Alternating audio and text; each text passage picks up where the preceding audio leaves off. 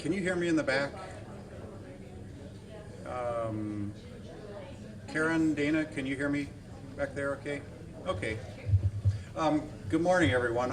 I'm Bruce Austin. I'm the OHA Dental Director, and it's my distinct honor to introduce this morning Rear Admiral Tim Ricks, who's our Assistant Surgeon General and who also serves as the Chief Dental Officer in the U.S. Public Health Service. He was appointed to this role last September, and he'll serve a 4-year term, and this is after his more than 20 years of service in the U.S. Public Health Service as a dentist, and I would say highly decorated and has made quite a difference in those 20 years even before he got to this role. The Assistant Surgeon General... Yes? Okay, thank you.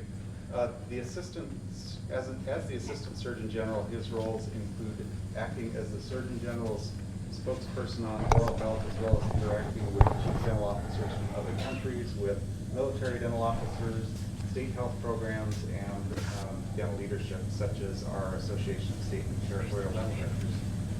Sorry. There you go. Okay. All right, now we're on. Excuse me. Could all of you hear that first part, or would you like me to repeat? Okay.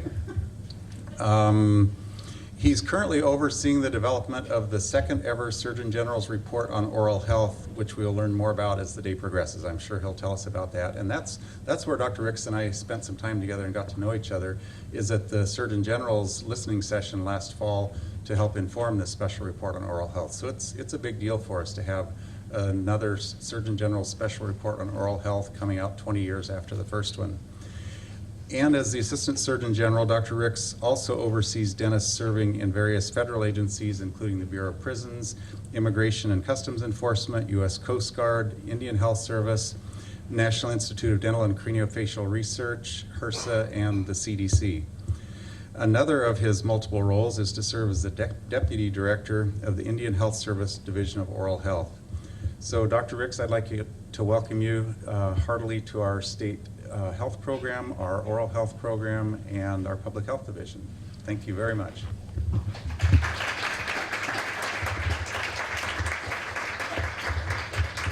Thank you, Dr. Austin, and thank you all for being here today. So what I want to do is, just by a show of hands, I did it too, just by a show of hands, how many of you know what the U.S. Public Health Service is? So maybe this first presentation isn't needed. But usually when I talk to audiences, they don't know what the U.S. Public Health Service is, so I have to do a quick overview. So I'll do that first. So the mission of the U.S. Public Health Service is to protect, promote, and advance the health and safety of our nation. And we do this through leadership, service, integrity, and excellence. Now, the U.S. Public Health Service dentists, we are spread out across multiple departments. So within the Department of Justice, the Federal Bureau of Prisons are staffed by U.S. Public Health Service dentists. The Department of Homeland Security, all of the Coast Guard dentists are U.S. Public Health Service dentists, and the Immigration and Health Service Corps dentists are also from the Public Health Service. And then within the Department of Health and Human Services, you have the Food and Drug Administration, the Health Resources and Services Administration, Indian Health Service, National Institute of Dental and Craniofacial Research, and the Centers for Disease Control and Prevention. And we have dentists in all of those different agencies. So I'm going to talk about where we have the most dentists, one agency at a time. So let me start with the Indian Health Service, whose mission is to provide health care to 2.3 million American Indian, Alaska Native people. And in the audience today, I just wanted to call her out, is Dr. Cheryl Sixkiller, who is the Area Dental Officer for the Portland Area Indian Health Service. So thank you for being here. We have 404 facilities across the United States in 35 states, and most of these are co-located with medical programs. And the types of procedures that are provided differ from site. Some sites can do as much as orthodontics, while some sites that may be short-staffed can only do basic and emergency care. The Federal Bureau of Prisons is our second most populous agency with dentists. We have more than 100 federal institutions, federal prisons that are staffed by public health service dentists serving 170,000 inmates. And again, the services provided in these institutions differ site by site as well based on staffing and the needs of the population. Many of you have heard of HRSA, the Health Resources and Services Administration. I won't go into a lot of detail other than to say that the programs you're probably most familiar with are the Ryan White HIV/AIDS program and the Maternal and Child Health Block Grant. HRSA does also fund numerous, over 1,400 community health centers across the country, many of which have a dental component. In fact, in 2017, they provided services to 6.1 million dental patients across the U.S. The next agency is the Immigration Health Service Corps, or ICE, HSC. IHSC is another way to say it. There are 15 facilities that provide direct care to 16,500 detainees. There are also detainees that are held in county detention facilities and stuff. So the Immigration Health Service Corps also contracts to provide care in those facilities as well.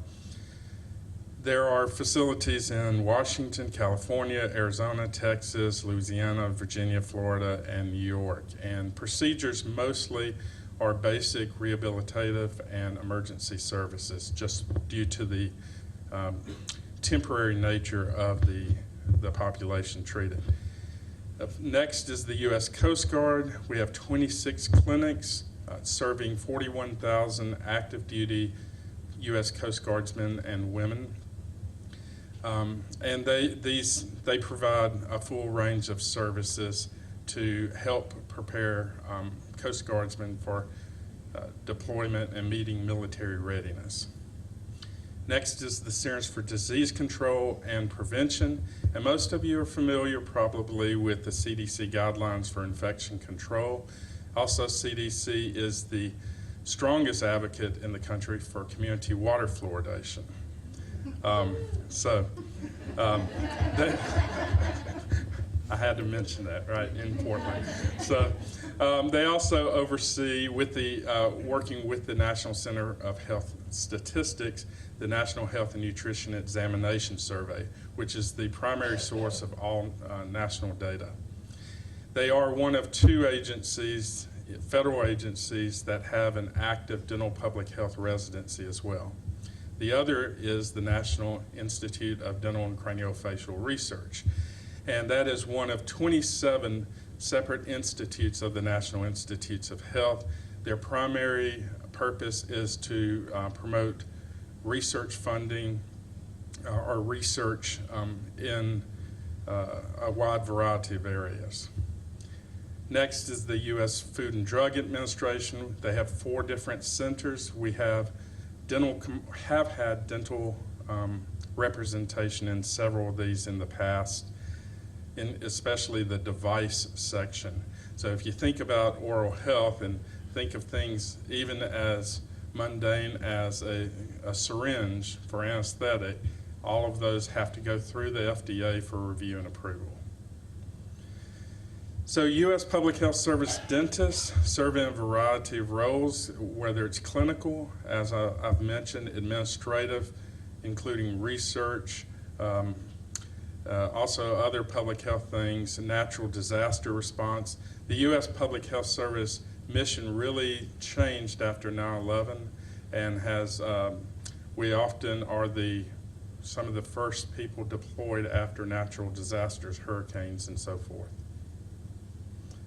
We have different personnel systems, and I'll just mention that, so I wear a uniform. Dr. Sixkiller does not. She's a civil service dentist. We have commissioned corps, civil service.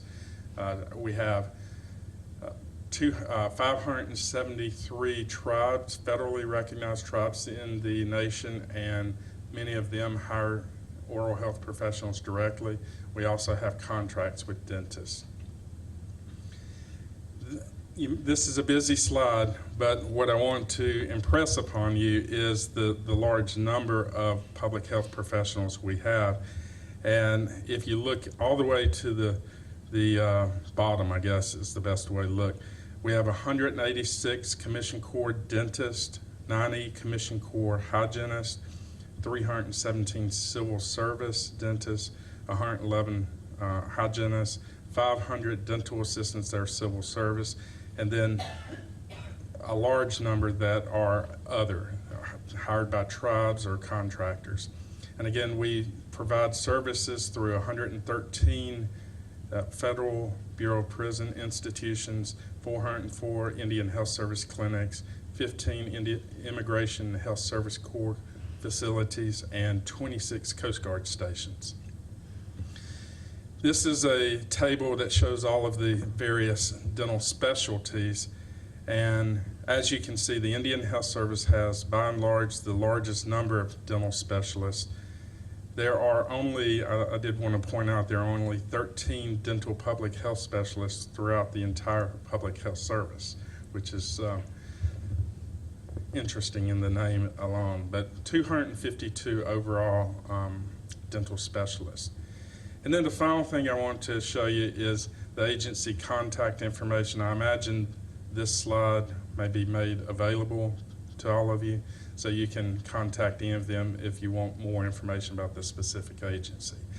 So with that, I'm going to transition over to the main purpose of me being here, and that is to talk about the Surgeon General's report.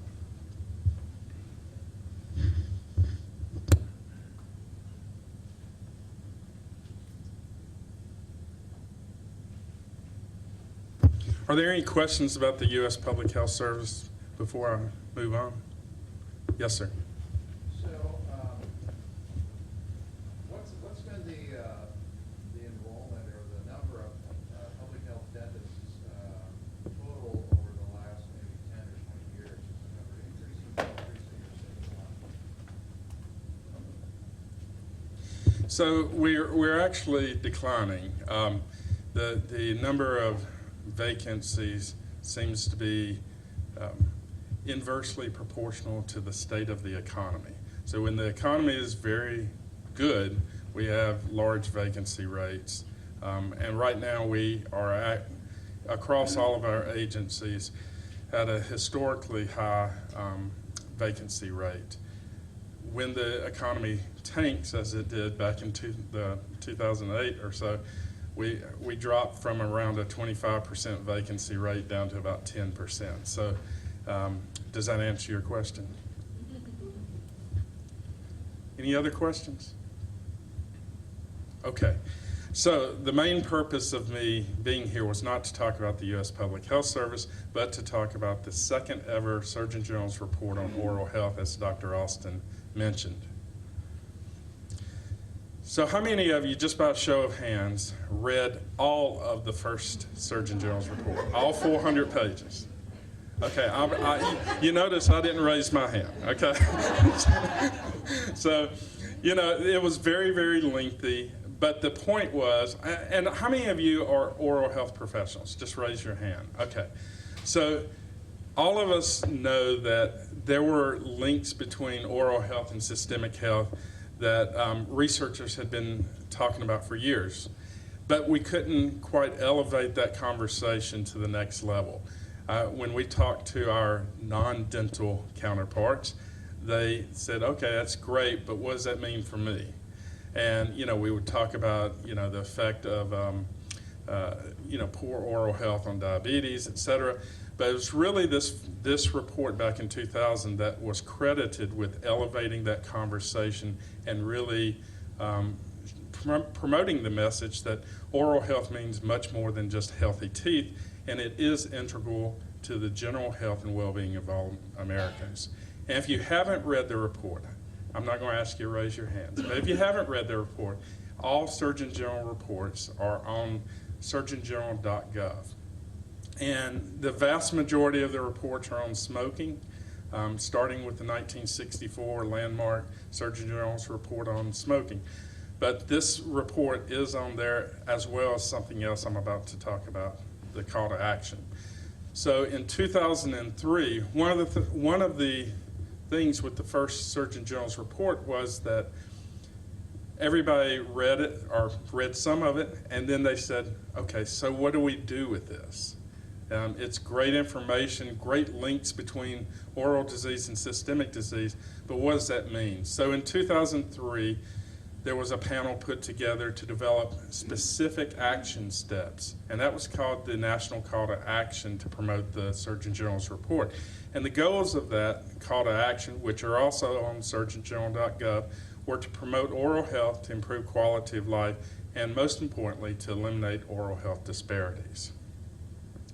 And that it had 5 key actions, and those were to change perceptions of oral health, especially within communities and with our non-dental stakeholders, to replicate effective programs and proven efforts that were occurring at all levels, to build the science base, to increase oral health workforce diversity, capacity, and flexibility, and to increase collaborations.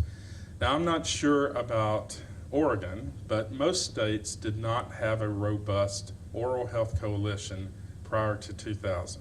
In fact, most states had very limited state oral health programs altogether.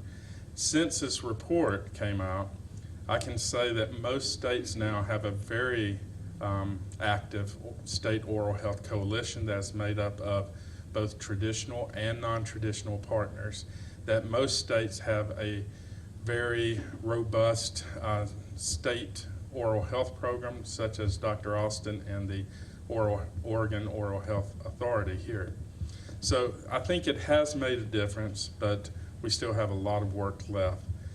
So, the question is, with, billions of dollars have been invested in research, have been invested in workforce, have been invested, at the federal and state level.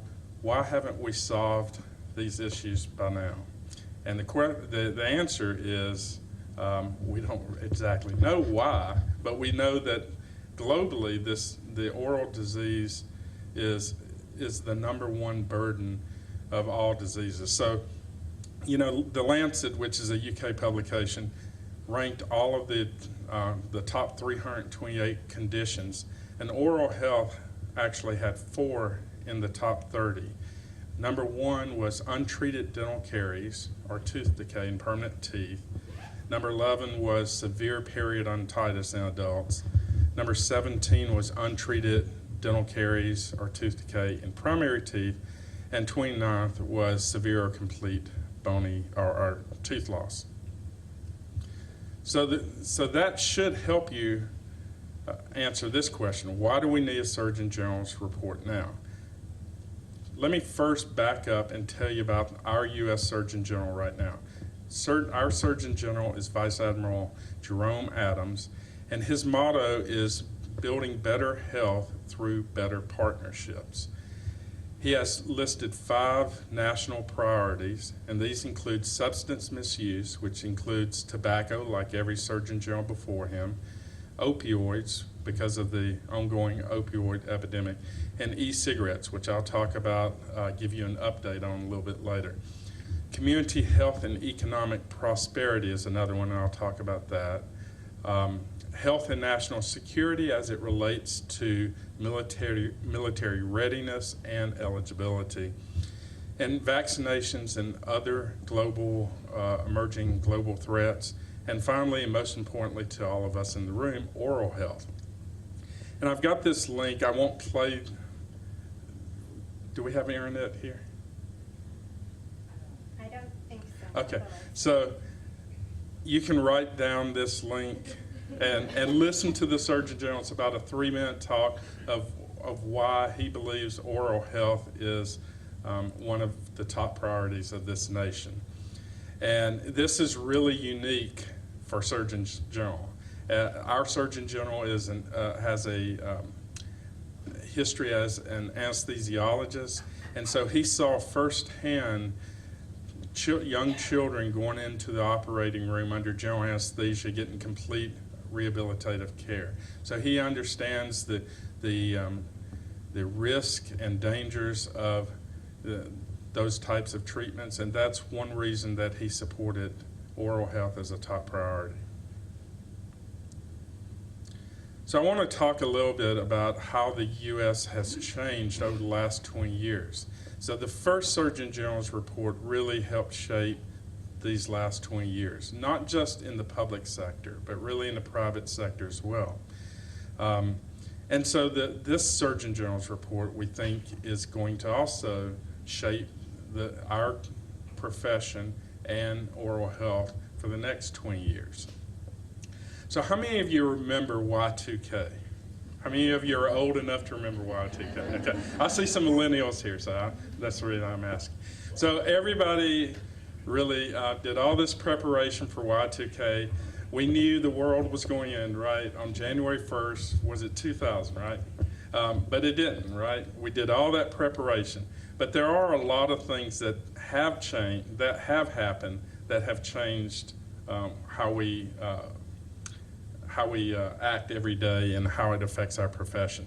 And so I'll cover oral health disparities, the aging population, which is extremely important, the workforce changes, mental illness and substance abuse, healthcare expenditures, emerging public health threats, and advances in research and technology. So even though Y2K didn't really have its effect, we do know that everything is digitized right now. Technology has transformed communications and information management throughout the world. The blue line depicts the use of the World Wide Web, or internet, over the past 20 years. From just over, can you hear me better now? Okay. From 304 million back in 2000 to 4 billion in 2019. The red line is the U.S. population over that same time period, and you can see that more than half of the world's population now is tuned in to the internet.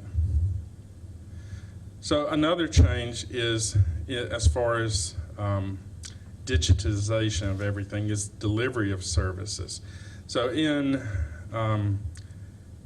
healthcare, just like the rest of industry, we have become more digital in everything that we do. E-commerce has transformed how we go to the store and buy things. E-commerce worldwide, there were 3.45 trillion, with a T, dollars in online sales in 2019 alone. So that has changed us a lot. But I want to focus in on oral health disparities. These are sort of some busy slides, so I've sort of highlighted where I want you to look. So this is looking at preschool children 2 to 5 years of age, untreated tooth decay. So if you look, the blue is NHANES data from 1999 to 2004. The red bars are 2011 to 2016.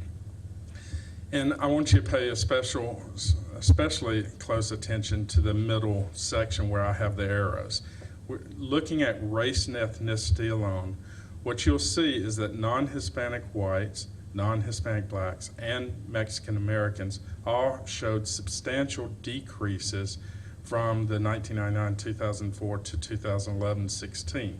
However, the disparities have actually gotten worse, with non-Hispanic blacks having more than double the prevalence of untreated tooth decay, and Mexican Americans even having higher compared to non-Hispanic white children.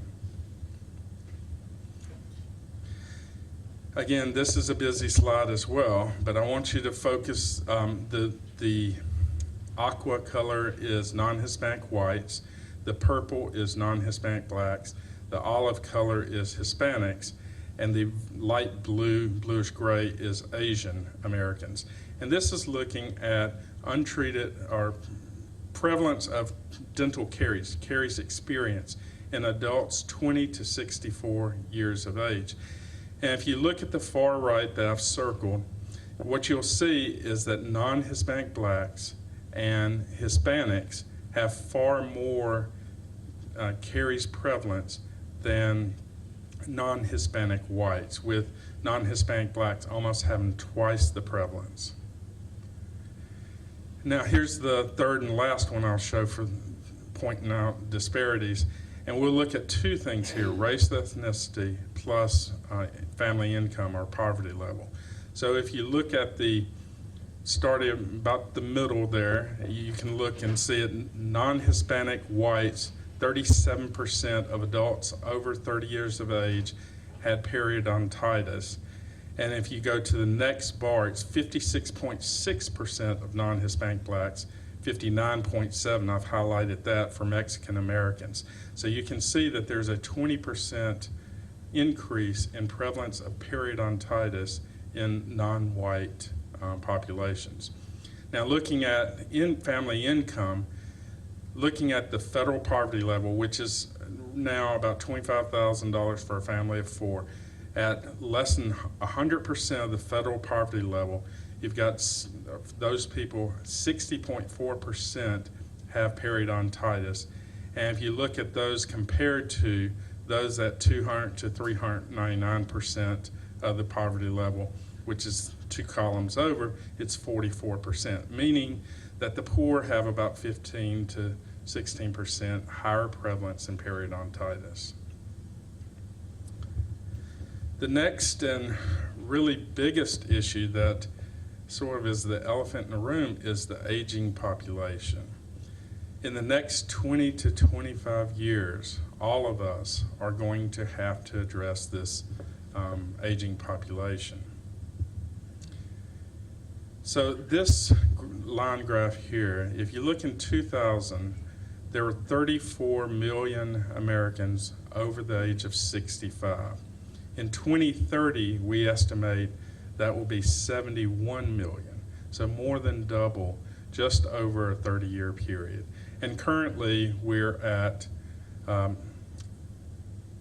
close to 54 million older Americans. To put that in perspective, if you use the current 54 million and you inserted only people over 65 in the least populous states, then it would be equal to the population of 25 U.S. states, the 25 least populous.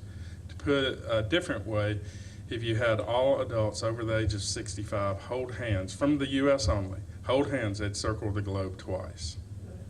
Okay? And what's the causes? People are living longer. Average life expectancy in 1950, the average life expectancy in the U.S. was just over 68 years of age, with women living to 71 and men to 66.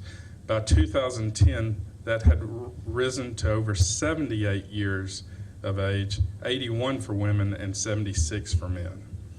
So at the same time, the baby boomer generation, and that's all of those people that were born between post-war 1946 and 1964, began entering the senior citizen population in 2011, and that will continue until 2029.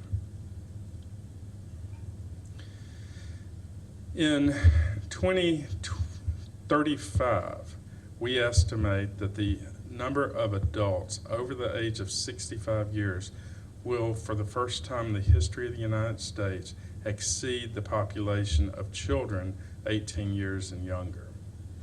So if you can imagine what all we are doing as a nation to address health and oral health in children, and how little we're doing for people over the age of 65, we are going to need to see a dramatic paradigm shift to handle this growing population. One thing that economists will use is something called the dependency ratio. The dependency ratio is really the percentage of non-working adults and children divided by the ratio of that to working adults. And so excluding children, youth, looking just at adults, in 2000 there were 20 adults over the age of 65 for every 100 working adults. So even though there's some people working over the age of 65, we count everyone that's over 65 as a non-worker. Today, that ratio is 28 to 100, and in 2040, that will jump up to 38 to 100, almost double what it was in 2000. So what does that mean for you from an economic standpoint? And what that means is that there will be fewer workers that can support the most vulnerable of the population. There are going to be fewer workers that can support schools, retirement programs, pensions, disabilities, etc. So that is the economic impact or partial impact of this aging population. In addition, what we have seen is that there is a difference between the poor and non-poor as far as functional dentition. So as you can see in this graph, the far left is NHANES data from 1988 to 94, and far right is 2009 to 14 NHANES data. And if you look at the poor, which is the light blue, and the near poor, which is olive, and then the non-poor, which is the dark blue, what you'll see is between the poor and non-poor, the light blue and the dark blue, back in 1988 to 94, there was only about a 20% difference. Now, and I've highlighted that with that yellow highlight. If you look at the latest data, you can see that this disparity is actually more than doubled. What does this mean? This means that although functional dentition is improving, the poor still are not getting the access to oral health care to keep their teeth like the non-poor. In addition to fewer poor people having 21 or more functional teeth, more low-income seniors report their oral health as poor or fair. So 44%, if you look at the graph on the far left, 44% of low-income senior adults report their own oral health as poor or fair, compared to just 15% of high-income senior adults. So, as financial considerations, as they consider different ways to treat chronic diseases, oral health becomes less and less of a priority for those that can't afford just regular health care even. Next, let's talk about a changing workforce, and this is especially relevant in the Pacific Northwest. So first of all, the Health Resources and Services Administration designates health professional shortage areas, HPSAs. They do this for primary care, mental health, and oral health. So this graph shows that all the dark gray are designated dental health professional shortage areas. There are 5,862 across the nation, including almost all of the state of Oregon, except for 3 counties, I believe. HRSA recommend or suggests that if we were to get enough dentists to fill those HPSAs, it would take over 10,000 dentists to fill that void. But what we really know is those dentists are going to urban areas. So even if you had an extra 10,000 dentists, that would not solve the access problems we see in rural America. And this graphic sort of shows that. The supply of dentists from 2001 to 18 increased by 22%, but it didn't keep up with the population. So if you look at the dentists per 100,000 population over that same time period, there was only a 6% increase. So the population, in other words, the population is growing at a rate faster than our supply of dentists. Also, a thing that is happening in our profession is that dentists, 20 years ago, most dentists were in private practice, solo practitioners, right? So how many of you are dentists? Raise your hand. Okay. And how many of you are not in a solo private practice? Okay, so about half of the ones that raised their hands. And that is actually sort of what's happening now, is that we've moved from a solo private practice dentist to group practices. Dentistry has followed our medical counterparts into group practice, and now an emerging model that are the dental service, or sometimes called dental support organizations, or DSOs, that the latest numbers are about 10% of dentists, especially new graduates, are moving into DSOs. Another model that is on the forefront across this country is dental therapy, and you have dental therapists here in Oregon as part of a pilot project with the federally recognized tribes.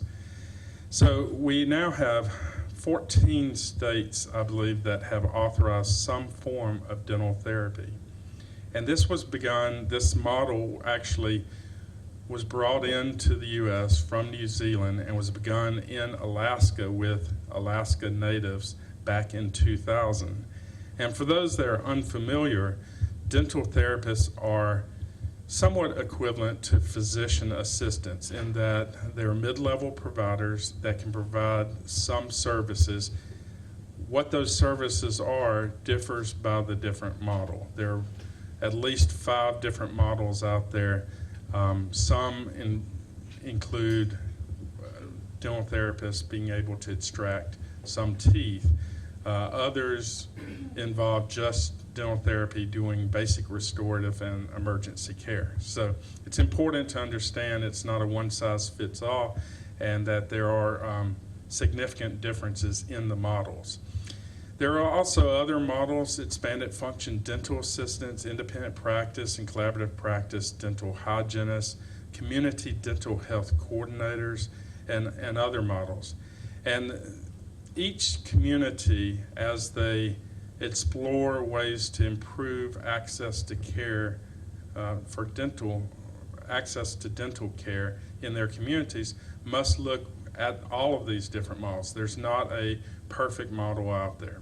So I want to make that point very clear, that some communities have done very well in Alaska, for example, with dental health aid therapists or dental therapists. In some models, some communities, such as in the desert Southwest, have done very well with community dental health coordinators. In the Indian Health Service, about half of our dental assistants, about 2,000 dental assistants, are trained as expanded function dental assistants, where they can do fillings on teeth after a dentist prepares the tooth. So there are a lot of different models out there. One thing we know is whatever we've been doing has not worked. We still have, if nothing else, we still have the same oral health disparities we had in the past. The gap is actually widening, and so we have to look at alternative models to improve access to care. Next thing I want to talk about is mental illness and substance abuse. And I believe Dr. Austin may touch on this in his presentation as well. But according to the Substance Abuse and Mental Health Services Administration, 765,000 teenagers had mental illness diagnosed in the past year. Upwards of 60% of adolescents in community-based substance abuse disorder treatment programs also meet the diagnostic criteria for another mental illness. At the same time, dentists are the top prescribers of opioids for this 10 to 19 year old age group. And the number of opioid prescriptions overall, and this data is the latest data that I have nationally, the number of opioid prescriptions written for adolescents by dentists increased by over 65% from 2010 to 2015. In fact, dentistry has an a role in every stage, every age group of the opioid epidemic. Of the 64 million prescriptions that dentists wrote each year for any type of prescription, almost a third of them, 18.5 million, are for opioids for acute pain management. But what we've seen with this opioid problem is really three separate waves, and I want to describe this a little bit. So the first was we had this wave of prescription opioid overdose deaths. And then we start seeing a rise in heroin overdose deaths. And really, you know, the way we hear about these is through public health. It starts with the media most of the time, and that's usually when somebody famous has an overdose, right? Well, the third thing that has happened is this rise in synthetic opioid overdose deaths, fentanyl and things like that. So it's important to see that while we address the prescription opioid problem, that is not now the biggest issue. We've got the synthetics that are really one of the biggest issues now. So we also, among 15 to 49-year-olds in the U.S., 19% of all deaths were attributed to substance use disorders in 2017. And if we compare that to our neighbors to the north, only 9% of deaths were attributed to substance abuse disorders, and then to our neighbors in the south, only 0.5%. The Surgeon General, again, Vice Admiral Jerome Adams, issued an advisory on naloxone a couple years ago and opioid overdose. And in that advisory, Surgeon General's advisory is actually not that common. It's to raise awareness of a specific issue. What he recommended was for patients taking high doses of opioids, our caregivers or practitioners, healthcare practitioners, we should have naloxone, Narcan available and learn how to use it. So just by a show of hands again, how many of you have ever taken a class on using naloxone or Narcan? Okay, so for all of you, that's what I would recommend. It's really an easy drug to administer. It's administered mostly as a nasal spray, very easy, and I encourage all of you to do that. As I was driving through Portland this morning, I saw a large number of homeless people like every other city in America, and I'm sure that Portland, at least its reputation is that it does have some significant overdose issues. So I encourage all of you to learn how to use naloxone and carry it with you if possible. Now, I also want to mention the Surgeon General has a postcard on opioid misuse. This is really aimed at parents and community members, and you can go to surgeongeneral.gov and download this yourself. So 18.2% of the adult population, 45.6 million adults, reported mental illness in the past year. And 6.7 million of these people, or 3%, also reported illicit drug dependence or drug abuse.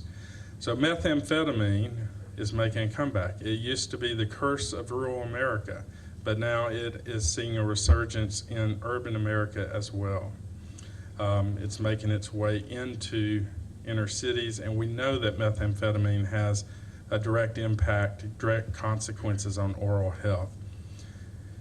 Prescription overdose deaths, actually the 2018 data shows the first drop that we've seen. But if you look at the 99 through 2007, we've seen an increase from 8,000 opioid overdose deaths 20 years ago to 48,000 per year as of 2017. Next, I want to talk about healthcare expenditures and how they're shaping what we do.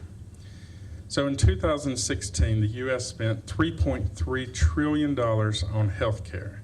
Now compare this to China. That's 5 times as much as China's $600 billion, and China has at least 4 times the population of the U.S. And it's way more than our neighbors to the north, who are at $177 billion. This graph, you don't have to pay attention to all the different countries. I've just highlighted a couple. There's red, the red right in the middle is Japan, and then the U.S. is way far in the right with the brown or burgundy. Healthcare expenditures in the U.S. exceed $10,000 per person per year, far exceeding those of other industrialized nations. Of that amount, about 4% are dental services. And if we look at those dental expenditures, what we've seen is that they have increased exponentially in the past 20 years. So even after adjusting for inflation, the cost of dental care was $129 billion in the U.S. in 2017, more than double the $60 billion just 2 decades earlier.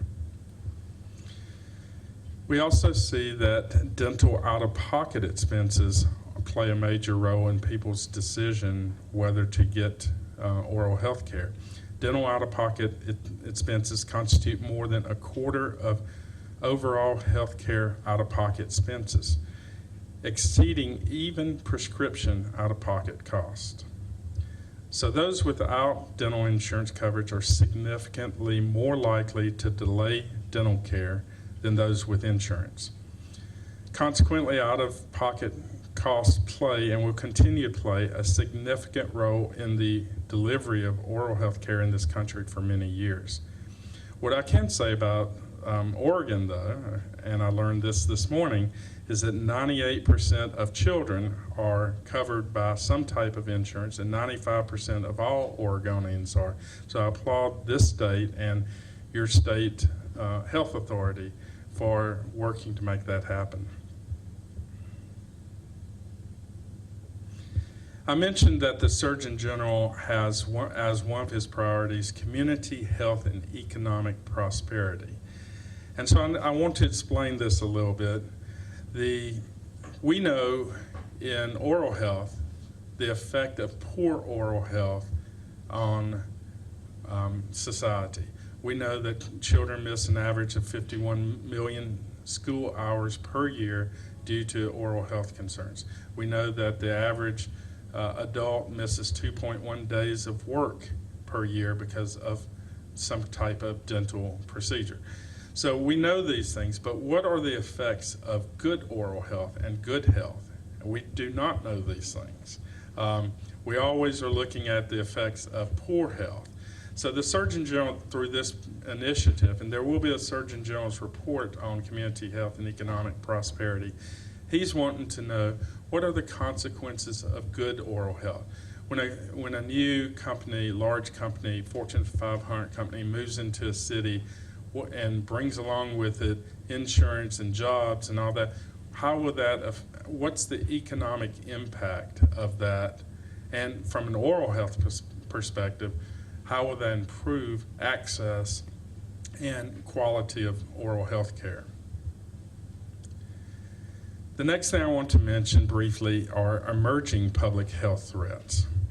So the period from 1990 to 2000 was declared as the decade of the brain, with lots of research in neuroscience. So as we continue to break down these, the stigmatization of mental illness, we're learning more about the comorbidity relationships between mental illness and substance abuse, which I mentioned earlier. We also are learning how oral health professionals can play a role in global emerging or national emerging public health threats. So I want to brief you on the measles epidemic or outbreak that we had. As of September 12th, we had 1,200 measles cases across 31 states, and this was the greatest number of cases reported in the U.S. since 1992. I believe it has subsided now. There haven't been any new cases, but most of these cases, this just shows that a disease that we thought we had controlled can pop up just like that. We've seen this in the past with other diseases as well. So as oral health professionals and public health professionals, we have to be mindful that these types of threats still exist out there. Another big thing that directly affects us regarding vaccinations is human papillomavirus. So when I go out and talk to people, I ask people, what is the number one HPV attributed cancer? And everyone still says cervical cancer. It's not. It's oral cancer. So oral cancer, there are about 10,000 cases of cervical cancer per year. There are 12,000 cases of oral cancer attributed to HPV. So the time, effort, the education, and community engagement that we have been so successful with cervical cancer, we need to do the same thing for oral cancer and HPV.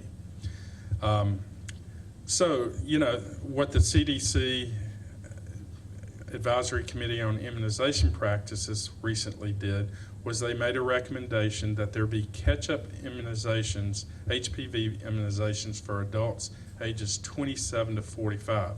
And the FDA has approved Gardasil 9 for that age group. So all the way from starting with age 9 up to age 45, we as public health professionals, medical professionals, oral health professionals should be talking to our patients about HPV vaccination. The other big emerging threat that we all have heard a lot about in the recent weeks is e-cigarettes. So let me start by saying that we had a record increase from 2017 to 2018 among teenagers, specifically with 8th, 10th, and 12th graders. And this prompted the first ever Surgeon General's advisory on e-cigarettes among youth. What's interesting, and I'll tie this together in a second, 1 in 11 students reported using cannabis in the e-cigarettes in 2016. But as you can see, 17.6% of 8th graders reported in 2018 using e-cigarettes. I mean, that's the 37.3% in 12th graders is not that surprising, but almost 1 in 5 8th graders were vaping. So this is just what the Surgeon General said about e-cigarettes among youth, and I won't read that to you. But as of September 20th, right before I came here, the CDC updated the number of confirmed cases of lung disease attributed to e-cigarettes. So as of September 20th, there are 530 confirmed and probable cases of lung disease, and that is in 36 states. 2/3 of those are kids, adults, ages 18 to 34 years, and 16% are under 18 years of age. And of those that are under 18 years of age, 72% are male. So the message is, and I want to definitely read this, and this is straight from the Centers for Disease Control and Prevention. Any tobacco use, including e-cigarettes, is unsafe, especially for youth. Nicotine can harm the developing adolescent brain. We must do everything we can to reduce the use of e-cigarettes among middle and high school students to protect them from immediate lung injury and a lifetime of nicotine addiction. And I believe the latest death toll is 6. It may have jumped to 7 now, but and I think this will continue as we learn more and more and include more cases in this. Next, I want to talk to you about military readiness, and I'm going to first address it from a medical standpoint, obesity is affecting national security. And that is 1 in 4 young adults are too heavy to serve in the military.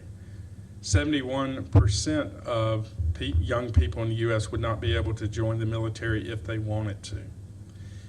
In terms of oral health, 15 to 20% of all disease and non-battle injuries in the military are related to oral health.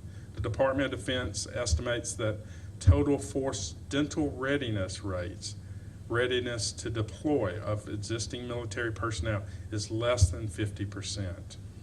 Barodontalgia, which is a change in barometric pressure that causes dental pain, affects and grounds 11% of air crews. And there are substantial costs related to medevacing, evacuation of military personnel due to oral health concerns. If they have to be helicoptered out, that is as much as $100,000 per medevac, just because of an oral health issue. So what does all this mean for the Surgeon General's report on oral health? So this is the charge. I mentioned earlier that the link to the Surgeon General, what he was going to say. This is part of what he was going to say. This is the charge of what the report will do, and I'll just let you read that for a second.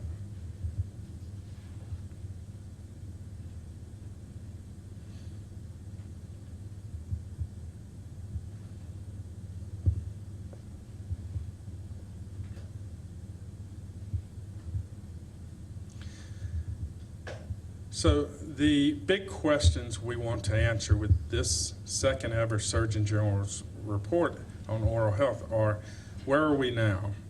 What changes, what advances have we made since that first report in 2000? What challenges still persist? I've outlined some of those today. What new threats are emerging? I've outlined some of those today. And what are some of the promising new directions for research and improvement that we can make in oral health? This is the framework for the report, and these will be the section headings. So we'll look at oral health across the lifespan, looking at different life stages, the effect of oral health on the community, well-being, and the economy. And that will partially address that Surgeon General's priority on community health and economic prosperity. We'll look at the effects of addiction and mental health disorders on oral health. We'll look not just at opioids, but also at mental health in general. We'll look at methamphetamine and other substance abuse as well. We'll look at oral health integration, workforce, and practice, including alternative dental workforce models. And finally, we'll look at emerging technologies and promising science that will transform oral health in the future. So the National Institute of Dental and Craniofacial Research has been commissioned to write this second ever Surgeon General's report. We have 2 managing editors. We have 6 section editors and 20 associate editors under them. We have more than 400 researchers and health professionals, not just oral health professionals, that are contributing writers. We will have more than 50 experts across disciplines be on review panels to review the report. And then this report, like all Surgeon General reports, will go through an agency clearance where it will go through every Health and Human Services agency to be cleared. So as of September 1st, the first drafts have been written of this report. We've had an initial review by this editorial team. We will begin our scientific review, an external scientific review outside the federal government within the next month or 2, and then we'll have the federal review after that. So it is anticipated that the 2020 report will emphasize the importance of poor oral health as a public health issue, reinforce the importance of oral health throughout life. That's why we're looking at different life stages. Describe contemporary issues affecting oral health. Outline a vision for the future, including research and policy. And educate, encourage, and call upon all Americans to take action. So one of the things that the first report did was it brought into focus that oral health means much more than healthy teeth, but then the specific actions that people were to take were not spelled out until 3 years later with the call to action. This report will have the call to action built within it, and it will attempt to not just engage oral health professionals, but also all public health professionals and communities, be written in a way that communities can understand as well. So our target date is the fall of 2020, and again, I think this report will sort of provide the pathway for the next 20 years of oral health and dentistry. And we also, in my role as the Chief Dental Officer of the U.S. Public Health Service, I also interact with Chief Dental Officers from other countries around the world. And they, I just came from the American Dental Association meeting and the FDI World Congress, where I met with other Chief Dental Officers. And the number one question from Chief Dental Officers from other countries, can you tell us about the Surgeon General's report? So this, we always think everything about, everything's internal about the U.S., but around the world, they all know about the Surgeon General's report on oral health.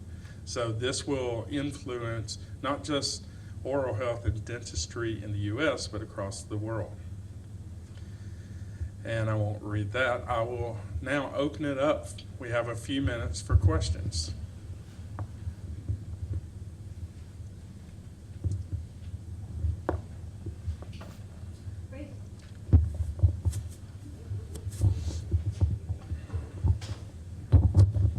Hi, Dr. X. I'm Eli Schwartz. I'm chair of community dentistry at the School of Dentistry here in Portland.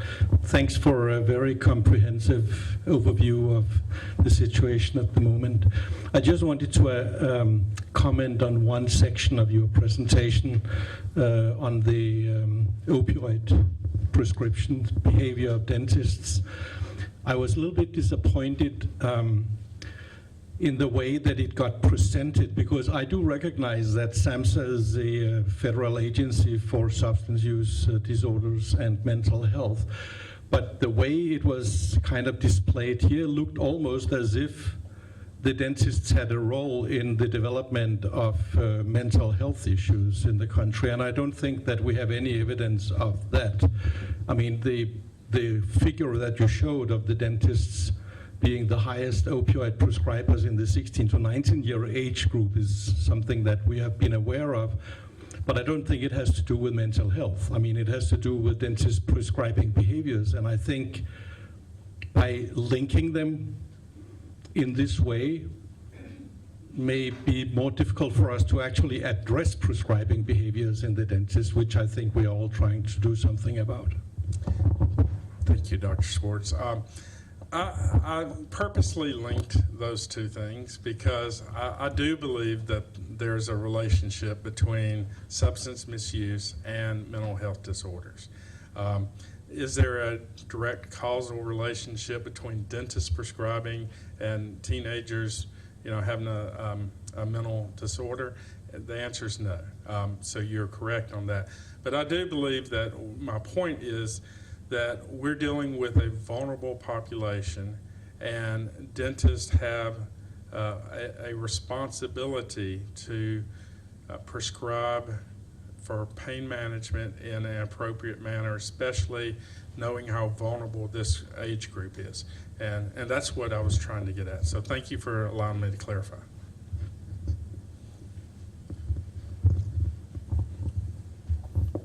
Thank you for coming to visit. I wanted to tell you that you may have heard that Oregon is the first state to add vaccine administration to dentist scope of practice. And I wanted to say that the University Dental School is going to be the first dental clinic to enroll in the Vaccines for Children program in the country. So, yeah.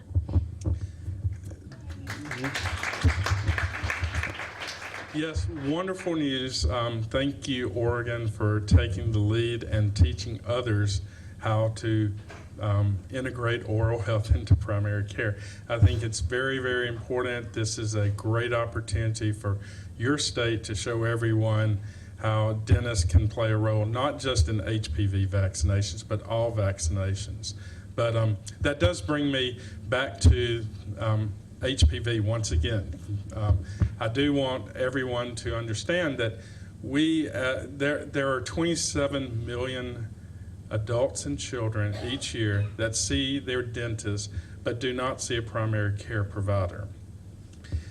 So think about that. 27 million adults and children do not see their primary care provider.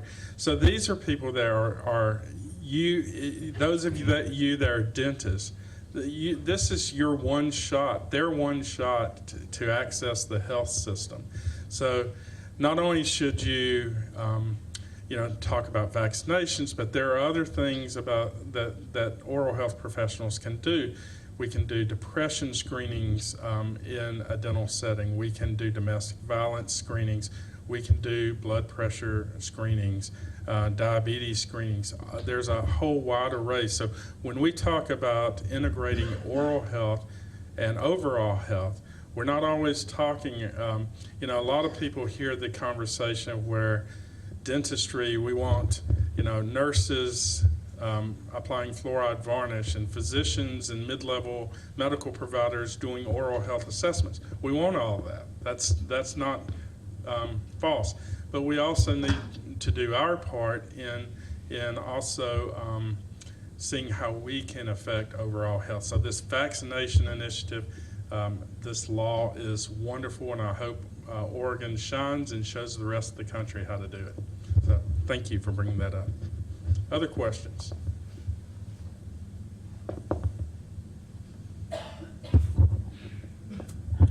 Hi, Paul Cieslak here. I'm an infectious disease physician here at the Public Health Division. If I read your graph right, you showed that dentists per capita have been rising in the United States. So we're having more dentists, and yet we still have all these kids and adults with untreated dental caries. And I'm wondering whether dentistry doesn't have some of the same problem that medicine has with increasing specialization and a dearth of people who want to go into primary care, and especially in rural or underserved areas, and whether there's anything that, do you agree with that assessment, and is there anything you could be doing about it? Thank you that's a great question. So I don't think we have the same issue as far as specialization. Our problem is that dental students, as they graduate, owe an average of $287,000 in student loans. And, dental students, my daughter is a fourth-year dental student, so I'm speaking as a father and as a dentist. Dentists have a certain quality of life that they want, that they cannot find often in rural America. And, there are some loan repayment options.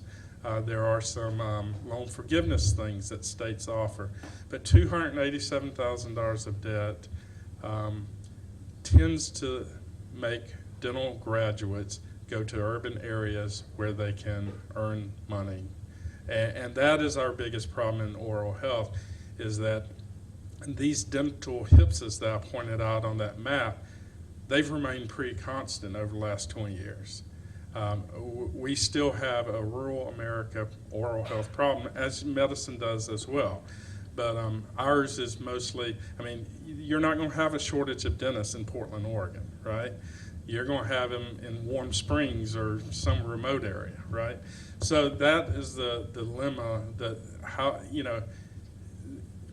loan forgiveness helps, but the cost of dental education continues to rise.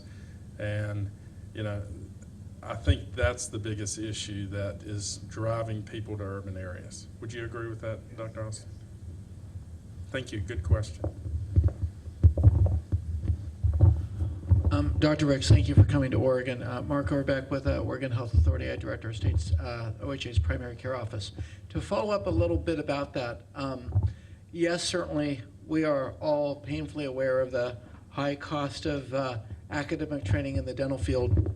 I was unclear if the earlier presentation you made about the Public Health Service Corps included National Health Service Corps providers. I saw IHS and I did see the health centers. But in Oregon, we have 35 dentists who are currently taking advantage of the National Health Service Corps.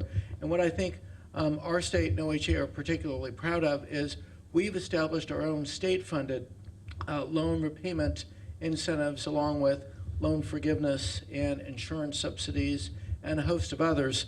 But currently we have 24 dentists and 2 expanded practice dental hygienists taking advantage of those. And lastly, well, I appreciate that many people may be skeptical of the value of financial incentives, short-term, et cetera. One really great case study, when you showed the map of the HPSAs and correctly pointed out that almost the entire state is designated a health professional shortage area for oral health, there was this one blank spot near the right in the center of the state, and that's Wheeler County, Oregon, which is the smallest county in terms of population. But due to the National Health Service Corps making available loan repayment, both the dentist and an expanded practice dental hygienist were able to come in and provide dental services. So we said, hooray, we're going to remove the HPSA for that. We're hopeful to have that kind of progress continue to be made over the next several years, particularly as we have a oral health workforce grant from HRSA to explore new ways of recruiting and retaining dentists in those remote areas, and also testing teledentistry in a more robust way.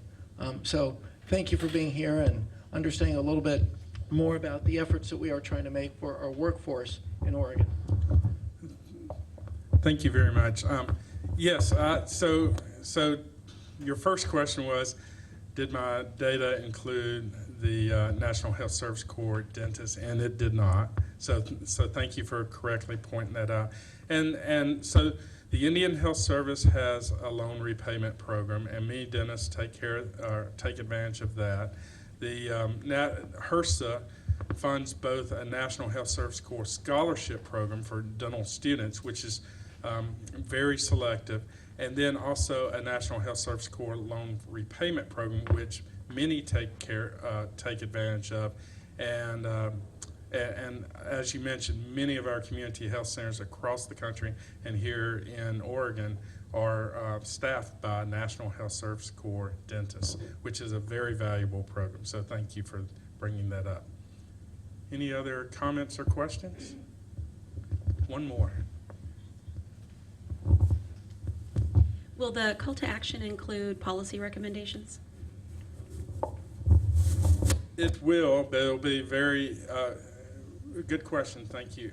It will, but it'll be very generalized because the report is not, it's going to advocate for better oral health and show where the gaps are, but it won't give specific, or make specific recommendations for policies that would be up to Congress or state legislatures. Does that make sense? All right. Thank you. And so at this time, I am finished. I'd like to thank you all. Thank you to Dr. Austin and the entire Oral Health Program Authority.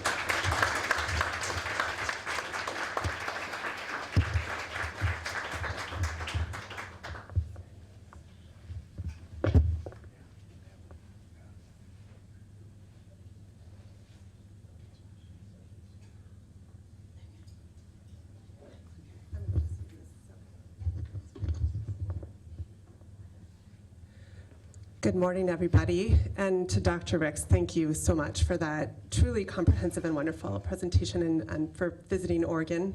It's been a pleasure. For those that don't know me, my name is Dana Harganani, and I'm the Chief Medical Officer for the Oregon Health Authority. I'm going to kick off a presentation that we're going to provide on the state of oral health in Oregon. And as a pediatrician, I'm particularly excited to share some oral health data we have for kids. And In a little bit, I'm going to pass it off to Dr. Bruce Austin, our dental director, to finish off our presentation. So before I give the State of Oral Health beginning address this morning, I wanted to just call out many of you in this room were partners or leaders in some of these foundational documents and tools that really helped over the last 5 years our focus on oral health in our state. So these will be familiar to you, but we, over these years, have created an environmental scan, a set of recommendations to the state that have really helped us move the needle. We've created an oral health toolkit, a number of resources to support the state in a strategic plan, as well as our own internal roadmap. So these have been really foundational tools, and many of you in this room, again, have been just clear leaders to help us with the direction we've taken. So what is the status of oral health here in Oregon? Well, I want to start by sharing some new data, newish data. This is to be published soon. This is data we obtained from the 2017 year, spanning 2 school years, as part of our Oregon Healthy Smile program. This data, we've just begun sharing preliminary, and again, will be published soon. This is a survey we conduct every 5 years. And it has some unique aspects of data that we collect, both around monitoring oral health, but also monitoring overweight and obesity. This is done within children's grades 1 through 3. And for this 2017 survey, I just wanted to note there are definitely new approaches we took and expanded sampling. Here you can see listed up there. And we deeply appreciate the collaboration with the Department of Education to do this. This requires practitioners to go out and actually look at the teeth of kids in schools and sample that to get a better sense of what's happening on oral health in our state. So let's take a look at some of the data. So this, again, our last report was in 2012. We're doing this every 5 years, and the data from 2017 shows that 1 in 2 kids still are experiencing a cavity in grades 1 through 3. This is about the same, this overall indicator, and I'm going to show you the rest of this. And while you're going to see we're making some improvements in some of our key indicators in the children's survey, we also know that cavities are still 100% preventable, so we still have work to do together. So these are the 3 key indicators we're reporting on here. You can see, has a child ever had a cavity on the left? Do the children who are being examined still have untreated decay? And or are there rampant decay where children have 7 or more teeth with untreated or treated cavities? And as you can see here, we're making improvements across all 3 of these indicators. The left data is showing from 2002. In the blue you see is 2007. In the orange, 2012, and the black bars are the data from our most recent survey in 2017. And while we're making improvements in all areas, we have seen a statistically significant improvement in the far right rampant decay, which we are really pleased about. We also, of course, hope that this means that fewer children are undergoing dental treatment in hospitals under general anesthesia, so we think this is a really significant improvement for our kids' health. However, we are seeing that substantial disparities do exist, and we'll talk through a couple of slides that show that. This is looking at geographic disparities, and we heard a lot of this similar data just being reported on at a national level and talking about some of the shortages here. So if you look at the southern part of Oregon, and then particularly eastern Oregon, we see a significantly difference in terms of our cavity experience on the eastern part of our state compared to the statewide of 49%. Unfortunately, and also as reported on nationally, we also see oral health disparities still existing for children based on race and ethnicity. These are, again, those 3 indicators that I mentioned. Left had a cavity, center untreated decay, and far right rampant decay. And compared to white children of racial and ethnic diversity are more likely to have all 3 of these issues.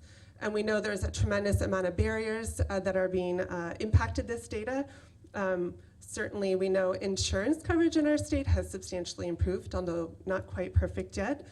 We talked already about the scarcity of dental providers in different regions, transportation, language, cultural access barriers, and beyond. And so we know that while we're making improvement, we have a lot of more work to do still.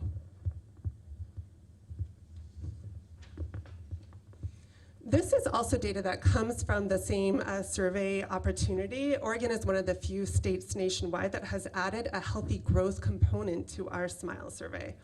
So we have traditionally been able to capture overweight and obesity data through our WIC participants. That's for children 2 to 5. We also collect data for as part of our Healthy Teens survey, but we've long-standing had a gap in looking at elementary school children. Here, we started doing this survey, the Healthy Weight survey, in 2012 by capturing also height and weight measurements during the oral health evaluations so that we could calculate body mass index. And here you can see overall, in 2017 data, 17% of the kids statistically showed overweight, so that's over 95th percentile for body mass index. Let's look at how that's looked over time. While we have made improvements in those oral health indicators I just showed you, it does not appear that we're making such a great improvement over time in our body mass index indicators. So if you look at that top green bar, again, that's over 95% of BMI for kids, the overweight or obese section. And the far 3 left bars, those are data from 2012, males, females, and all. The total was 15.6% of BMI over 95% from the survey back in 2012. And you can see we are sliding here. The total percent of BMI from the survey is 17.1% from our 2017 data. So shifting gear, the Healthy Smile tool is one of our great public health tools among many others to look at oral health. In Oregon, we're also constantly looking at data markers, particularly for our members enrolled in Medicaid. And as you may be aware, 85% of our Medicaid members are enrolled in a coordinated care organization, and we track data on a variety of health measures for our Medicaid populations. A subset of the measures we track are considered CCO incentive measures, whereby our coordinated care organizations can receive financial incentives if they hit a target or benchmark on our particular measures. So what you're seeing here is one of our CCO incentive measures. This is a measure focused on dental sealants in children, and specifically the percentage of children ages 6 through 14 who received a dental sealant during the measurement year. And if you can look back at the baseline year of 2014, that's our baseline data collection year, up till 2018, you can see we've more than doubled the amount of sealants on permanent molars in Oregon. So we see this as a huge success. And this is a combined data. We actually have had the most success in children ages 6 to 9. If you were to look at that data, it would look even better. This is another one of our CCO incentive measures. So this is looking at the percentage of children who enter DHS custody or child welfare and whether or not they've received their mental, physical, and dental health assessments within 60 days of entering that. And as you can see, if you look back in 2014, our initial baseline was 27.9% based on the current methodology, and we've improved up to 86.7% during this measurement period. A huge improvement for this particularly important population of kids. And this slide just gives you a quick snapshot of some changes that have happened with our CCO incentive metrics. This last year in 2019, we added oral evaluation for adults with diabetes. I don't have data to share for you yet, but look forward to reporting on that and seeing improvements. And also looking ahead, we're adding an additional new incentive metric for 2020 focused on preventive dental visits for children ages 1 through 14. And in particular, that 1 to 5 data capture is really focused on how we, the health system, play a significant role in improving kindergarten readiness for children, and oral health we know is a significant factor for that. So with that, I am going to welcome Dr. Bruce up here, and thank you for your time.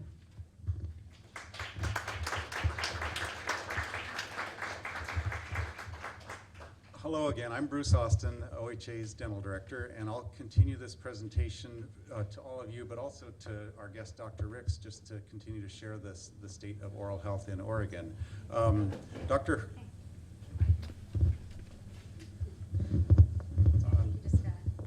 All right. I'll continue the state of oral health in Oregon. Dr. Harganani mentioned some of our successes looking at the SMILE survey, looking at our constantly increasing sealant rates.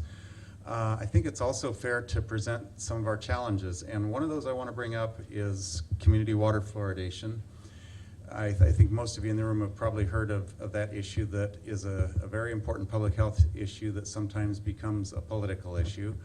I bring this up because the Centers for Disease Control says that there are two population-based activities that can lower decay in a population. One of those is school-based sealant programs and sealants in general.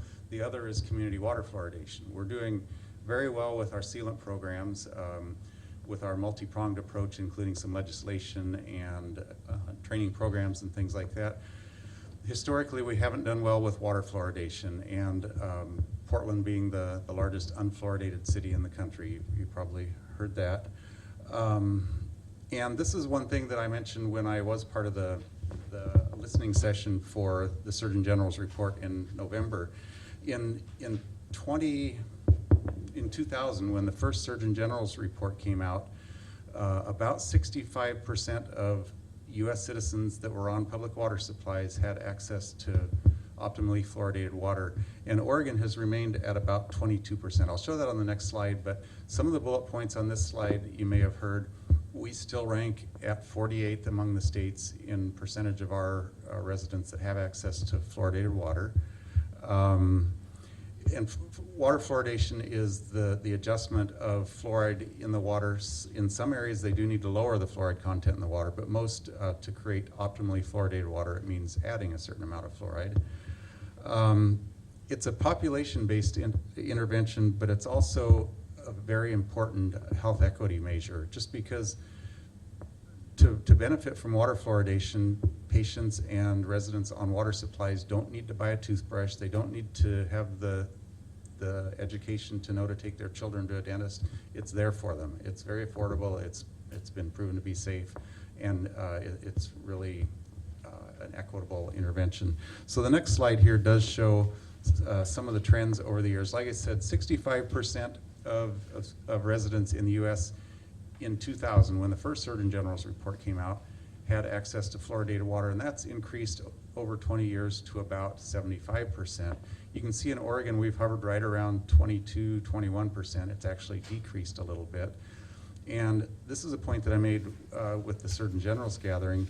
Even with the gradual increase in the country in the last 20 years, there are still states and areas like Oregon where we struggle with this, and it is one of the two measures that the CDC mentions as far as lowering disease rates in a community.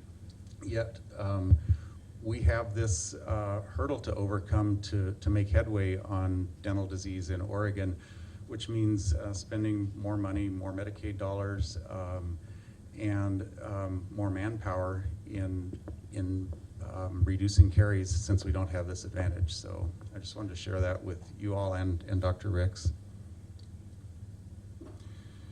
The next issue, I'm going to touch on several of our programs and successes. The next issue Dr. Ricks mentioned, and it really has been an issue for the Oregon Health Authority in the past few years, and also for us in the oral health program, the issue of opioids. And I've looked at it from the acute prescriber side. Dentists aren't the prescribers that give patients large quantities of opioids for chronic pain. We give patients a prescription or two for an episodic or an acute wisdom tooth extraction or whatever it may be. So for years I had this comfort level that I wasn't part of this big opioid epidemic that we were hearing about, because I was just giving patients a prescription or two. Like we've discussed, dentists are historically the leading prescribers of opioids to young people, and young people coincidentally means wisdom tooth age, and that's where a lot of that comes from. These two slides show a little bit about the trends in Oregon. Dr. Rick showed national trends. These two slides show a little bit about what's happening here. And the first one here shows that the number of overdose deaths from prescribed opioids has gone down. We've heard that already. Yet overdose deaths from other drugs has continued to rise as trends and drugs of choice have shifted. The lower graph shows that prescribing rates for benzos and opioids are trending in the right direction, although it's been overtaken by people using other options. So the next slide here shows some of the work we've done as far as dental messaging in Oregon. These are two publications we created in the last couple of years. The first was published in early 2017. It's the dental prescribing guidelines for opioids in Oregon. We created a multidisciplinary work group to create these guidelines, and it was really our first stab at some guidelines for acute prescribing. Since then, our opioid task force has gone on to create acute prescribing guidelines, not specifically dentistry, but any prescriber that treats patients or prescribes on an acute basis. And some of the points that we've heard and that I've made the last couple of years, even though we are prescribing a prescription or two to patients, a lot of times, especially with the young patients, it's their first exposure to opioids in their system. And with young people and developing brains up to about age 25, those are the times that habits are formed and memories are created, and a prescription or two or a few days worth of opioids can mean future misuse. So we've really tried to get the message out among dentists and acute prescribers to really be careful about looking for alternatives if opioids aren't indicated for the procedure, and also limiting the number of pills, limiting the days of exposure. So, and this is the messaging that I went to DC for in November to help inform the Surgeon General's report. So I think we've done some good work around this, and the message is getting out there that, yeah, dentists really do or really can play a role in the overall opioid issue. This is a success thanks to some legislation from 2017 it was, and that required all prescribers that prescribed controlled substances, all prescribers with a DEA license, to register for our prescription drug monitoring program. And that was required as of July 1st of last year, so a little more than a year ago. Before this requirement came along, about 30% of prescribers were registered with the PDMP. Since then, it's gone up to about 70%, which is a success, although it is a requirement by the Board of Dentistry. So we're working with them to continue to increase that. One issue that we've realized is we can require prescribers to register for the PDMP, but that doesn't mean they're going to go ahead and use the benefit of it to learn more about their patients as they prescribe. So the next messaging is that we want everybody that's registered to actually use it and learn about their patient and whether prescribing is appropriate.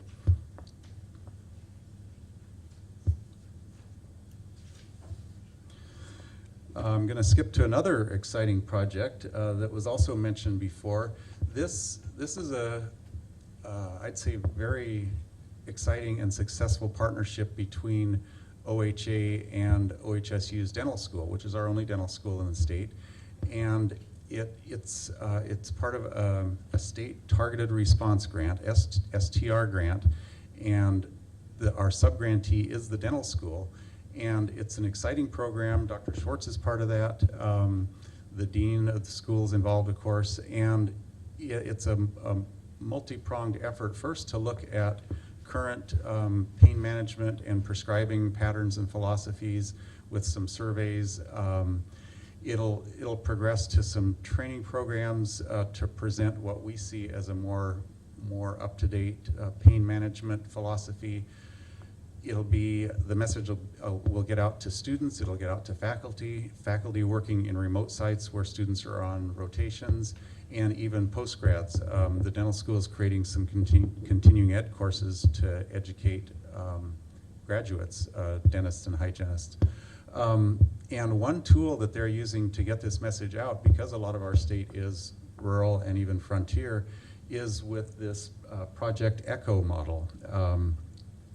It's a, and that stands for Extension for Community Healthcare Outcomes, and it's a program, a model that uses teleconferencing to connect multidisciplinary teams in one site with providers in remote sites by this teleconferencing ability. And they've set up this program and signed up cohorts of dentists and prescribers in various parts of the state to help spread this message. So this is an important project, and this is part of what we, Dr. Schwartz and I presented with Dr. Ricks in the audience at the National Oral Health Conference. So we really are being a model for what we're doing with opioid prescribing and messaging in Oregon. So it's nice to go outside the state sometimes just to get our heads up and hear that what we're doing really is a unique example and doing some good.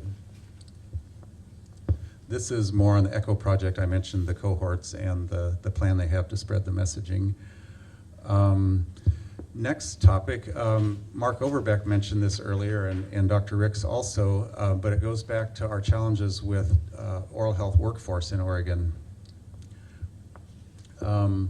Like we've heard already, and I won't read this whole slide, we do have an access problem to oral health in Oregon. So much of our state is rural and frontier. 33 of our 36 counties are designated health provider shortage areas, and new dentists graduate with a ton of debt, and they need to pay that off and tend to stay in the urban areas, like we've heard. So. And also we have challenges with dentists that are willing to treat Medicaid patients. We're working on that, but there are certainly challenges with that. This next slide I won't spend much time on because we've seen this already. It's just a close-up of our health provider shortage areas. And we heard about Wheeler County, which is a success story. That's the white county in the center of the state. It is our least populated county, but there have been some great projects there to make them not a HPSA county. So another exciting project we have is with Mark and the primary care office, our HRSA workforce grant. And the goal of this has been to expand the supply of oral health providers to the more rural parts of the state, expand the providers to get them out to the rural parts of the state, but then also find ways to keep the providers there in the community. And we're looking at creating toolkits with the community. Is there housing for the oral health providers and their families? Are there activities for the families? What can a community do to retain providers once they get them there? And we're working also with the dental school on that. And this slide shows some of what we're doing there.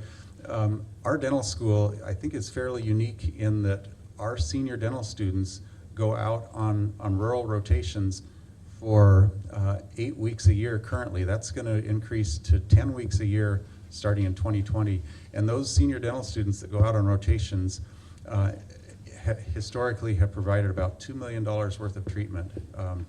And these are senior dental students, slower than a graduate dentist would be, working under the supervision of dental school mentors. And we're seeing results in the more rural parts of the state. This HRSA workforce grant is working in 5 of the rural counties in Oregon, 2 along the Columbia River Gorge, very low population counties. We're expanding some teledentistry projects in those 2 counties, and also the far southwest counties in the state along the southwest coast, where historically we've had a problem getting providers, keeping providers, and even having facilities for providers to work in. So that's been a great partnership with OHA, our primary care office, and the dental school. Another project we have to brag about, Dr. Ricks mentioned this, is our dental pilot projects. We we received the ability to allow dental pilot projects thanks to some 2011 legislation that got off the ground in 2013 and later. The legislation was to allow dental pilot projects to encourage the development of innovative practices in the oral health care delivery system. And the focus of these pilot projects is meant to provide care to patients that have or populations that have the highest disease rate and the least access to dental care. So we currently have 2 pilot projects with another one in the application process. The first one we've heard allusions to. It's the dental therapists working in tribal clinics in Oregon. These are young people trained in the Alaska programs, the Alaska model, and then they come back to tribal clinics in Oregon working under the supervision of dentists. So the Oregon Health Authority manages and monitors these programs. The sponsor of this program is the Northwest Portland Area Indian Health Board. And we're several years into that project, and it's working well. The second project is also a partnership with OHSU and one of our larger dental care organizations in the state, working in a fairly rural county just east of Salem. It's just east of Salem, but it's still rural enough that there are transportation problems, and it's some isolated communities. These projects work in schools in Polk County, and this project is to allow dental hygienists to place interim restorative restorations. And also, one tool they're using is teledentistry. So it's a good use of teledentistry, but the test model is dental hygienists working outside their scope to do this one procedure. And the third project is a proposal to have another variation on dental therapy using already trained hygienists with a little bit more training to be able to do some of the dental therapy procedures. Another program we have, we have a workforce of 1 in this program, but we're proud of Dora. She's our first community dental health coordinator. She's working. She's working. I'm sorry, I just lost it. She's working with Providence Promontories program in Washington County. She's also a coworker of mine where I teach half a day a week, so she's very excited about this. She tells me some of her success stories about educating community members and helping them with access to care. She's also a hygienist, but this is an adjunct that she can do to help educate the community about the importance of oral health and then let them know how to access it. And another exciting program that several people have mentioned, I can't be the first one to mention it because it is exciting. It's a brand new piece of legislation this year that does mean that Oregon is the first state in the country to allow dentists to provide all vaccines. And we're still in the rulemaking process, but we think this is a great example of oral health integration to overall health care. And I'd say that I want to say that the Oregon Dental Association and then Dr. Phil Maruca, the Dean of the Dental School, were very instrumental in putting this legislation through. And I know that they've been constantly fielding calls from other states and groups wanting to know how they can do it. I've been part of some of those, and there really is a lot of excitement about that from quite a few other states that we've heard from. So thank you guys. I think this is going to be a great example. Not that all dentists will take advantage of this, but we have the capability and it's in our scope of practice now. And another issue that we've heard about is oral health integration in Oregon. This is not an easy explanation of what we're doing. It's kind of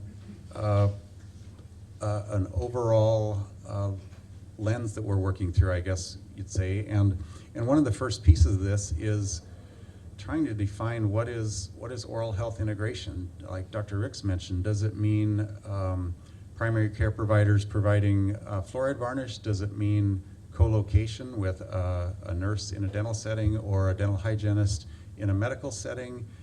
Yeah, maybe, but co-location doesn't necessarily mean oral health integration. So first of all, we're working with a work group right now to come up with a definition of what is oral health integration in Oregon.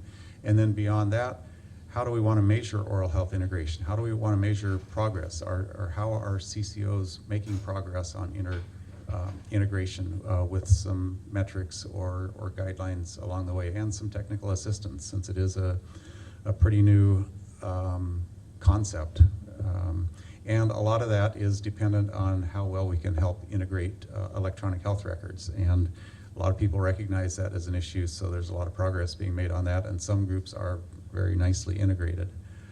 One example of great efforts at oral health integration is from one of our larger coordinated care organizations that covers a lot of the southwest part of the state. It's All Care, and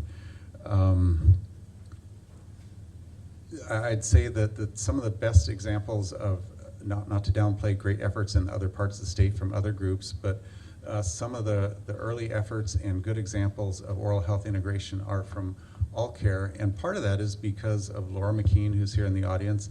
They see the value of oral health and oral health integration, so All Care leadership has designated the dollars and a person, Laura, to help head this effort. And Laura has a dental background. She's been a champion for oral health integration, and that's one of the things we realize that it takes in any group or geographic area is to really have a champion and to get out and display some examples of what oral health integration is, and it's working well in All Care. Here's some of the other, excuse me. And here's some of the examples. I won't read all of this, but a lot of that is have a champion in your group to really spread the word. This next slide talks about some examples of oral health integration that we're doing within OHA. It's a busy slide, but the point is, with various programs and approaches, like I mentioned, legislation, our certification program to train and standardize hygienists in how to do successful sealants and sealant programs in schools. We've made great gains in the number of kids that are screened, kids that need sealants or not, and then of those kids that do need sealants, going ahead and providing sealants to lots of grade school kids, and now also expanding to middle schoolers. Like Dr. Harganani mentioned, our sealant rates have gradually increased, but it would be even more drastic to look at elementary school kids, because we've just started the emphasis on sealants for middle schoolers. So the numbers are going in the right direction in all the kids from 6 to 14. This is the last slide I have, so we did leave a little time for Q&A. Dr. Harganani had to leave, so feel free to ask questions of me and our oral health team. A lot of us are here today, or Dr. Ricks. I expect he could come back to the mic. Any questions? Yes, Laura? I just want to clarify something. I'm Laura from All Care, and we've been working really hard on oral health integration in the medical setting, the behavioral health setting, but I would be remiss if I didn't say that I couldn't do it without my dental partners. We contract with four dental care organizations and one federally qualified health center, and without their efforts, because they're the one that see the patients, I just help coordinate the efforts. So without that, without everybody working together, there's no way we could do it. So it's been really successful. So I just want to call out my dental partners. Thanks, Laura. Anybody else?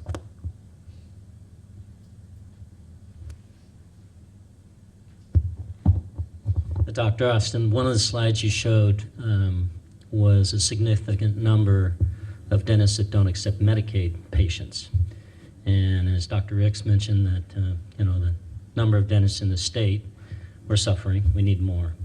What strategies are in place to get more dentists, or to address that dynamic of not accepting Medicaid patients? Thank you. We certainly recognize, excuse me, I needed to sit down, but I'm still available for questions. We certainly recognize that challenge. It's a big challenge. We have a fairly successful managed care system in the state. 1 in 4 Oregonians are covered by our Oregon Health Plan, and historically our leadership has recognized the value of oral health in overall health. But a big challenge is the number of providers that will accept Medicaid patients. I'm working, part of my role is in the Health Systems Division, Medicaid, And I'm working with several people there to look at issues inside and outside the box about what we can do about that. We've in the last year, we've increased reimbursement rates for preventive and oral surgery services quite a bit. We started an incentive program to try to incent providers to see more new Medicaid patients with incentives for the first 5 patients and a tiered approach after that. That just took effect earlier this year. We're even looking at the prior authorization methodology. Do we need prior authorizations on all the procedures that we're requiring now? How can we streamline the claims system? So we really are looking at that, because 85% of our Medicaid population is covered by managed care dentists and dentistry, but there's that 15% that is dependent on the fee-for-service program, and that's where we're dependent on dentists to accept Medicaid and Medicaid patients. So we certainly recognize that, and we're working on several areas with that, starting a year and a half ago with the reimbursement increase. And of course, we're dependent on the state's budget for that too, so we don't have a lot of wiggle room, but we certainly recognize it. Thank you. Anything for Dr. Ricks while we have him? Would you like to say anything? All right. Well, we're a little ahead of schedule. I expect Dr. Ricks would be around if you want to say hello or ask questions in person, or any of us on our oral health team. I really appreciate all of you coming to this. This is a special treat to get our Assistant Surgeon General here, especially having an Assistant Surgeon General who's a dentist and has the ear of our Surgeon General. So thank you very, very much.